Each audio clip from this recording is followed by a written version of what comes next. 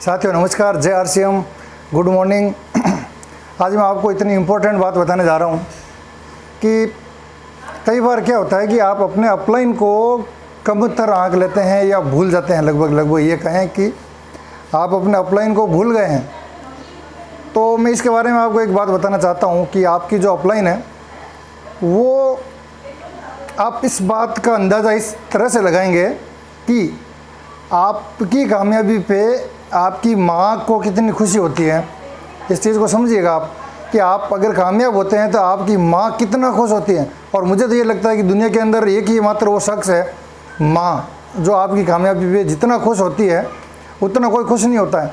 लेकिन ये सिस्टम ऐसा है जिसके अंदर अगर आप कामयाब होते हैं तो आपकी माँ के बराबर आपका अपलाइन खुश होता है। इससे आप अपने अपलाइन का अंदाज़ा लगा सकते हैं। और एक बात मैं और बताना चाहूँगा आपके अपलाइन के बारे में कि अगर कामयाबी नहीं मिलती है तो आप अपने अपलाइन को दोष देना शुरू कर देते हो, और अगर आप कामयाब हो जाते हो तो आप अपने अपलाइन को भूल जाते हो। मैं आपको एक उदाहरण से बताना चाहता हूँ कि एक बार क्या होता है कि एक गांव के अंदर एक किसान भाई होता है या एक बेरोजगार आदमी होता है, ठाला, जिसके पास कुछ काम नहीं होता है और वो बैठा रहता है फालतू में। उसके घर के बाहर एक गधा बैठा रहता है और वो भी फ्री होता है। तो उसके दिमाग में एक आइडिया आया, पंखा बंद कर। उसके दिमाग में एक आइडिया आया कि क्यों नहीं इसके साथ मिलकर के कुछ ऐसा किया जाए कि पैसे भी कमा लिए जाए और टाइम भी इन्वेस्ट हो जाए। तो उसने क्या करा कि गधे को पकड़ा, गधे के गले में घंटी बांध दी और गधे के पीठ पे उसने थोड़ी सी ऐसी जगह बना करके और एक मूर्ति या एक भगवान की फ़ोटो लगा दी। एक भगवान की फ़ोटो लगा करके वो घर घर जाने लगा गांव के अंदर, और घर के बाहर घंटी बजाता और घर के बाहर घर वालों को बुलाता और कहता कि आपके घर पे भगवान पधारे हैं, आप इनके दर्शन कर लीजिए और जो भी दक्षिणा आपकी इच्छा हो वो दे दीजिए। और वहाँ एक जगह भी ऐसी बना रखी थी जहाँ पे लोग पैसे डाल सकें, पैसे रख सकें।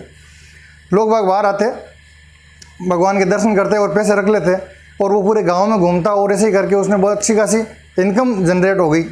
उसका टाइम भी इन्वेस्ट हो गया और पैसे भी कमाने लग गया।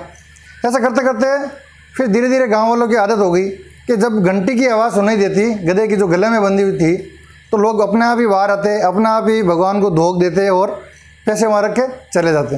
ऐसा करके बहुत अच्छी इनकम होने लग गई।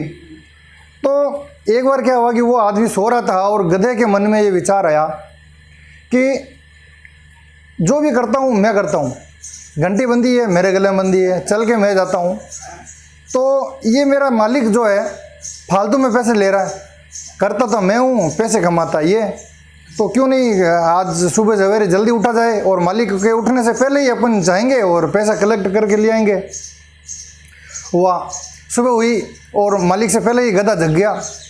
अब उसने ना तो अपने ऊपर वो मंदिर का रखा, वो फोटो रखा, और वैसे ही घंटी बजाते हुए दौड़ा, गांव के अंदर गया। तो जैसे ही वो जाता है तो क्या देखता है कि घर वाले घंटी सुन के दरवाज़ा खोलते हैं और बाहर देखते हैं कि खाली गधा खड़ा है। तो उसको धुतकारते हैं, फटकारते हैं, मारते हैं, कोई पीछे दौड़ता है और उस गधे को भगा लेते हैं। गधा सोच विचार करके परेशान हो जाता है कि यार चक्कर क्या है, घंटी पहले भी बजती थी, घंटी अब भी बजती है, पहले भी मैं ही आता था, अब भी मैं ही आया हूँ। पहले लोग धोख देते थे, पैसे देते थे, और आज जो है मार रहे हैं, पीछे दौड़ रहे हैं।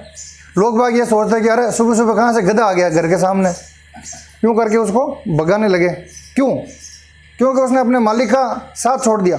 उसने अपने मालिक का जो साया उसके साथ था, उसका मालिक जब उसके साथ चलता था तब उसकी वैल्यू थी, तब उसको कुछ पैसे मिलते थे। अब उसको मालिक को ही उसने छोड़ दिया है तो उसको कौन पैसे देगा, लोग भगाने पे लगे।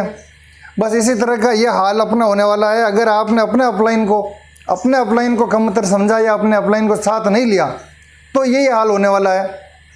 बस इसी के साथ आज का समापन करते हैं। जय आरसीएम, थैंक यू।